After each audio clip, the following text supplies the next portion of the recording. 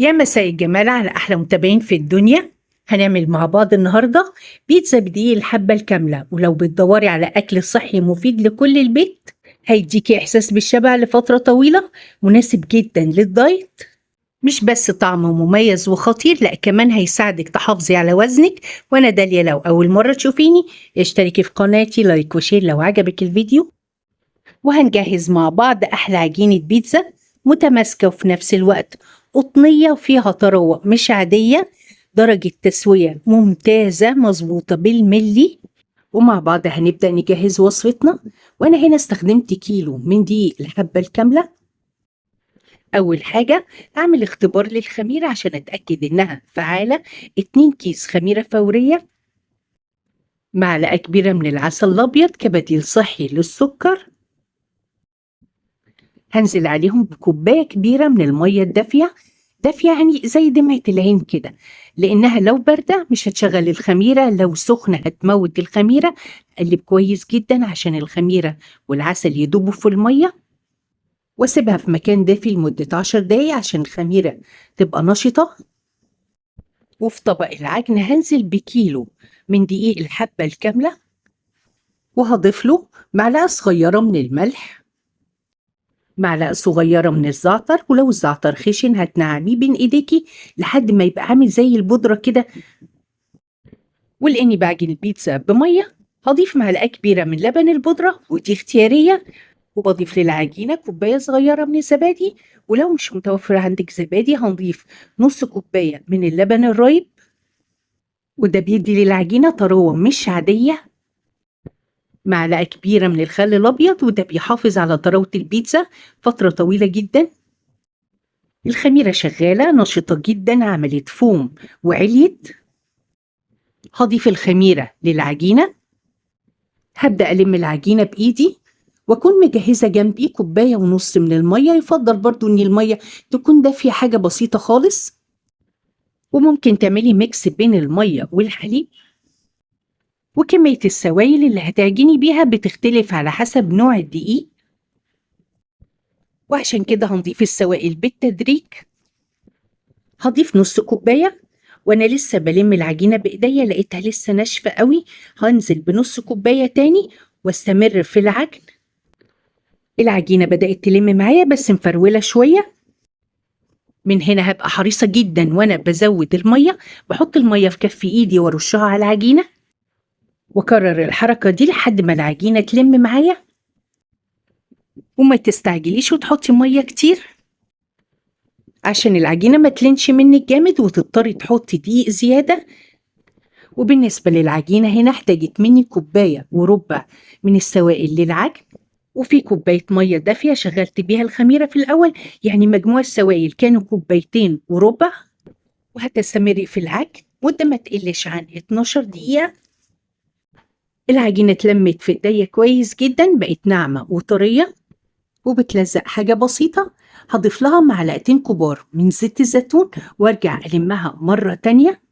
بعد ما ضفنا الزيت العجينة هتقطع معاكي، ولا يهمك اعجني بقلب جامد كده وهتلاقيها رجعت تلم معاكي، بقت قطنية مرنة ملبن كده بين ايديكي. واهم حاجة لازم العجينة تكون بتلزق حاجة بسيطة، لان دي الحبة الكاملة بيشرب مية كتير، لما تسيبيها تختمر هترجع لك متماسكة. نقطتين زيت في كف ايدك هبطن بيهم الطبق اللي هخمر فيه العجينة عشان ما تلزقش فيه، وشوية زيت صغننين جدا في ايدك همسح بيهم وش العجينة. هقفل الطبق بالاسترتش واغطيه بفوطة، واحطه في مكان دافي من 45 دقيقة لساعة كاملة عشان يتخمر كويس. هنسيب العجينة تتخمر براحتها ونبدأ نجهز صلصة البيتزا. ولاني هجهز 3 صواني من البيتزا، ايوه 3 صواني وحجم كبير كمان، وهسمي الفيديو مهرجان البيتزا. هحتاج 4 حبات من الطماطم حجم متوسط، 1 بصلاية متوسطة الحجم، 3 فصوص من الثوم حجم كبير.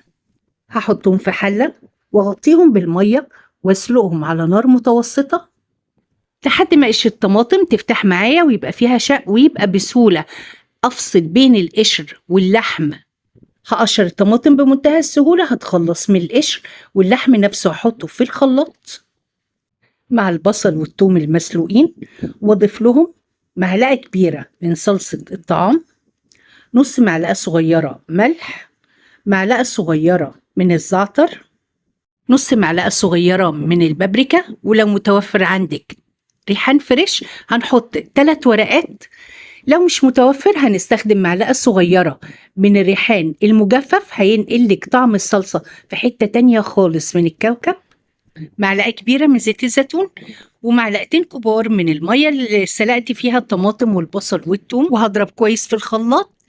هتديني صلصة بيتزا إيطالية بطريقة غير طبيعية، طعم وريحة وقوام خطير. هجهز صواني البيتزا، نقطة زيت هوزعها كويس جدا بالفرشة، وعلى الجوانب بتاعت الصينية هبدرها بالدقيق، وهبدأ إني أحرك الصينية يمين وشمال عشان أوزع الدقيق في الصينية كلها. وفي المكان اللي هتفردي فيه العجينة بتاعتك، سواء كان رخامة المطبخ أو مفرش خبز أو صينية كبيرة، هرش رشة حلوة قوي من الدقيق عشان العجينة ما تلزقش. والعجينة خدت وقتها واختمرت كويس جدا، ولأن العجينة اتخدمت كويس جدا في العجن والتخمير، شايفين جمالها؟ عجينة مطاطية عاملة زي حتة الملبن في ايديكي بالظبط، تتشكل معاكي بمنتهى السهولة، عجينة متماسكة ما بتلزقش في الايد خالص. هطلع الهواء اللي جواها والفها بصورة الصوانة، هقطع جزء من العجينة على قد الصينية اللي هخبز فيها، وبقية العجينة هغطيها كويس عشان ما تنشفش.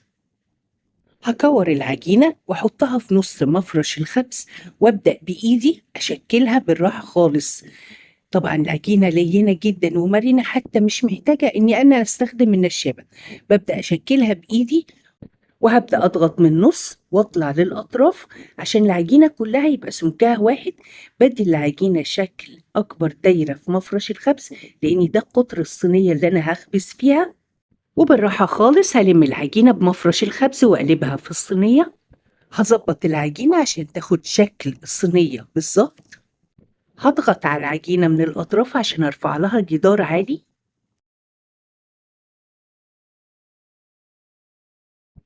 هضيف صلصة البيتزا وبالفرشة هوزعها كويس جدا على سطح البيتزا.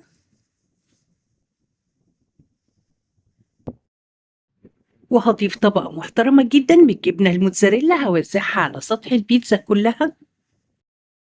وهتني حرف البيتزا على بعضه عشان يديني صورة عالي ويبقى شكلها ما يختلفش أي شيء عن الجاهزة.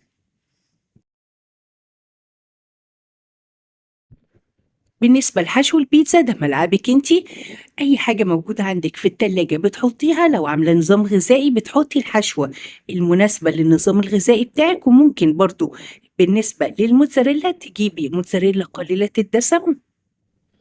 ومن يومين عملنا مع بعض كريب فاهيتا بدقيق الحبة الكاملة، بصراحة كان فاضل عندي شوية فاهيتا في التلاجة، رشيتها على وش الصينية، ودلعت الصينية بزيتون اسود واخضر شرايح، فلفل الوان متقطع رفيع جدا.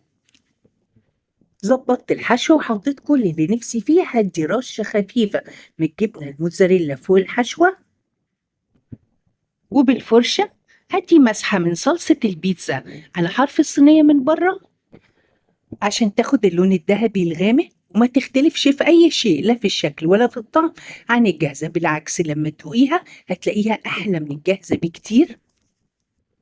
وفي فرن سخن على درجة حرارة 180، وفي الرف الأوسط النار شغالة من تحت بس. هدخل صينية البيتزا ما بتقعدش كتير، من 10 ل 12 دقيقة وتكون جاهزة للتقديم. العجينة طعمها مميز جدا، طعمها تحفة. بالنسبة للتسوية، تسوية مظبوطة بالملي. ومن كيلو دقيق الحبة الكاملة عملت 3 صواني كبيرة من البيتزا. وعشان نرضي كل الأذواق، أول صينية كانت فراخ، التانية كانت بيبروني، تالت صينية كانت ميكس جبن، والتلاتة أحلى من بعض.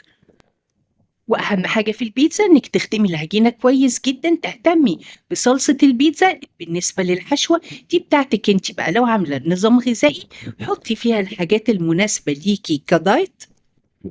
جربي البيتزا بدقيق الحبة الكاملة هيعجبك جدا، سهل في الهضم، مشبع جدا، هيديكي إحساس بالشبع لفترة طويلة. جربيه هيعجبك ويعجب ولادك، وبألف هنا وشفا.